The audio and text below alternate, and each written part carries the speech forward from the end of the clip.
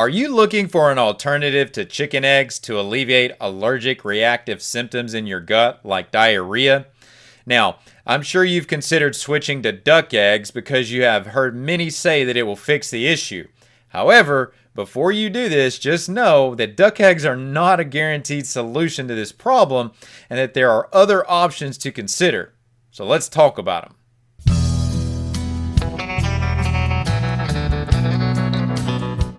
Having to give up chicken eggs is never ideal, but when you're having an allergic reaction to them, it seems like you only have two options: give up the chicken eggs or find an alternative. Well, here's the good news. You actually have more choices than you realize. Eggs are an unparalleled source of high nutritional value, and I'm going to show you how to keep them in the diet. But before I do, allow me to introduce myself. I'm Arland Hill. I'm a regenerative rancher that helps introduce individuals to the value of animal-based foods to elevate their health in weeks, not months. If you're concerned about eggs, why not just eliminate them from the diet and move on? Well, there's a couple of reasons that you wouldn't want to do that, and that looking for an alternative does make sense. The first of which is that when it comes to kids, eggs are soft, they're easy to introduce, and they just make a great food to transition from, especially if it's a young kid, to transition from milk over to a soft food to introduce into their diet that has a high amount of protein and that's animal based. I know this was one of the first foods that we introduced to our son. Eggs are convenient. They're going to be a great source of energy. They have good fat content, good protein, and that protein's pretty special. It has the perfect amino acid profile. After all, it's going to support the development of a chick, which means that it has all the essential amino acids there. But that's not it.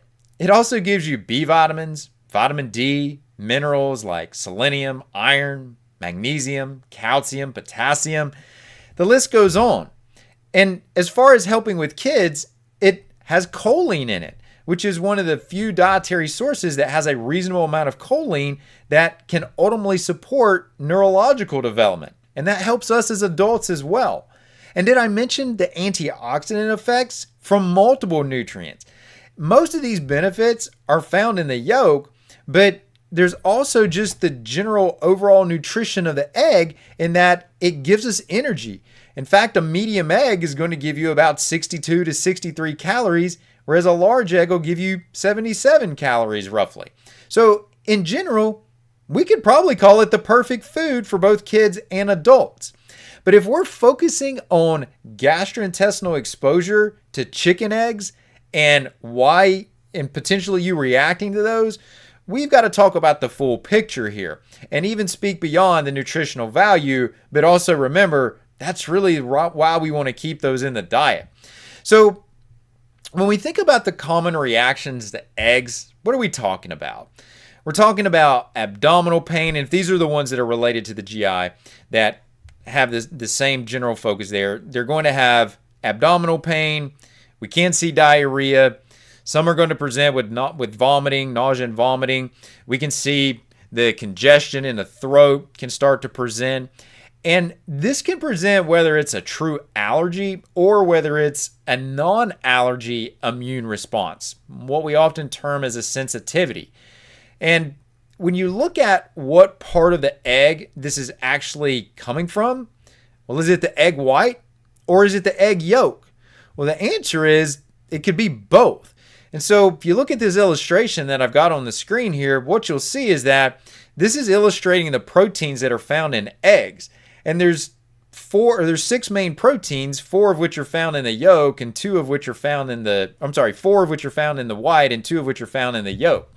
But the point here is that there's some very special components that are found as a part of these protein structures. For example, in there you've got something called gamma-levitin, and this is also known as immunoglobulin Y. Wow, this is big scientific speak, but what it means is that when we think about these GI issues, and you'll see why this is important here momentarily, when we talk about how eggs can actually be part of the resolution to the egg problem. That seems a little ironic and contradictory, but hang with me, I'm going to show you how that plays out.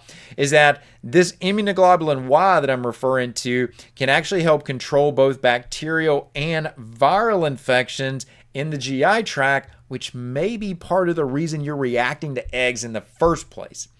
But we're talking also here about egg options. So are duck eggs an option? Yes and no. So why yes? Well, duck eggs can be an option because there are differences in the proteins, but they do have similar characteristics. So that leads us to why duck eggs might not be an option. So this could be both a yes and a no. But the reason they might not be an option is that egg allergies can occur even if you have never ingested the allergen. So what that says to us is that there's got to be some type of secondary cause here. It's not only the egg itself. There's some other variable at play here. I'm going to get to these that we need to be thinking about. But note here that we can also have cross-reactivity between different types of eggs. So it's been shown that duck egg allergy can exist even without chicken egg allergies. And this is can also hold true for other species. For example, quail, goose, turkey. These all have eggs, all produce eggs as well. So you theoretically, even though these are alternatives, you may have the possibility of reacting to those as well because of this nature of cross-reactivity. In like mindset, you could react to duck if you react to chicken. So in the prior study, I said you could react to duck without reacting to chicken, but if you react to chicken, you may also react to duck. So it's not this black and white that if you react to chicken, you're not going to react to duck. Well, that doesn't hold true. So that ultimately leads you to, well, what can you do about that? And I'm going to answer that in just a minute. But if you're finding this information helpful, go ahead and hit that like and subscribe button right now if you wouldn't mind. I wouldn't want you guys to miss out on me sharing animal-based information with you that you can find valuable. So let's talk about the treatment here. When it comes to treatment, the literature is not terribly helpful on this. In fact, it says that there's no temporary or permanent cure for this. So does that leave dietary avoidance, just completely taking eggs out of your diet, is the only option? Well, you could go the medication route to neutralize the symptoms. You could use an antihistamine, or you could get really off in the weeds and start using things like corticosteroids. But that's going to suppress your immune system, so that's not an option at all. So let's just scratch that one altogether. Now, here's something to note on this in the treatment side, is that egg allergies are increasing. That should raise a red flag for us. Why is that happening? Does this indicate that there is a problem somewhere? Does that indicate that the egg production models have changed in some way and that may be having an effect? And before you just blow this off and say that doesn't have any impact on this, note that production methods and production models have been shown to influence nutritional composition. So if they can influence nutritional composition, fatty acids, different nutrients, they can also influence other aspects of the egg as well. And this story is not that dissimilar from what we see when it comes to milk. We know that individuals that have reactions to conventional milk can consume raw, unpasteurized milk and a lot of times be completely fine, which illustrates that the production process and methods, well, they do have an impact. So we need to acknowledge that. So what's the real treatment option here? Well, the first one is, especially if we're talking about a kid, you could just wait it out. Natural resolution can happen for kids about 80% of the time by age 3, and by age 5 or 6, that number goes up to 90%. So that's actually not bad odds compared to a lot of what we see with the odds in healthcare. So just waiting it out may be a realistic option in this situation.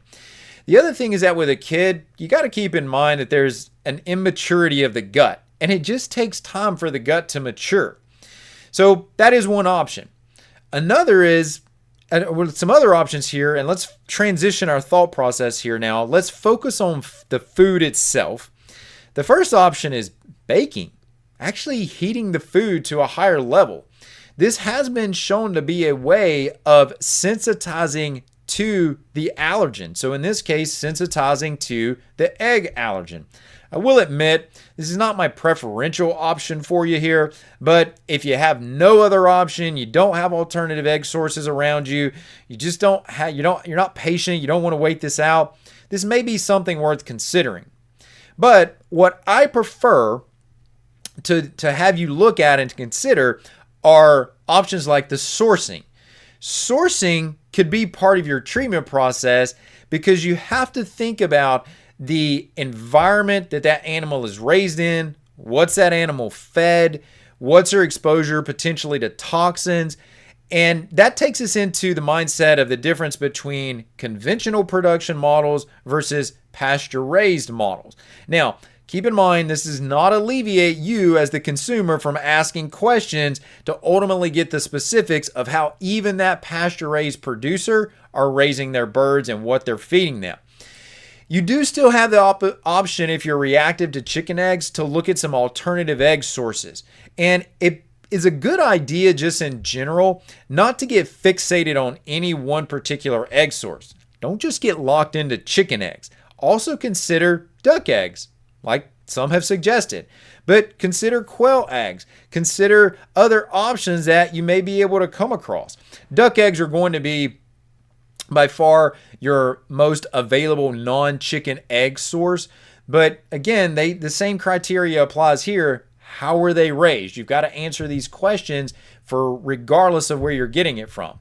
Now, one that I'm going to throw in here for you just because I've witnessed this with individuals that I've worked with over the years is using dairy, what is often considered a common allergen. But remember what we're talking about when I speak of dairy. We're not talking about conventional dairy. We're talking about raw, A2, unpasteurized dairy.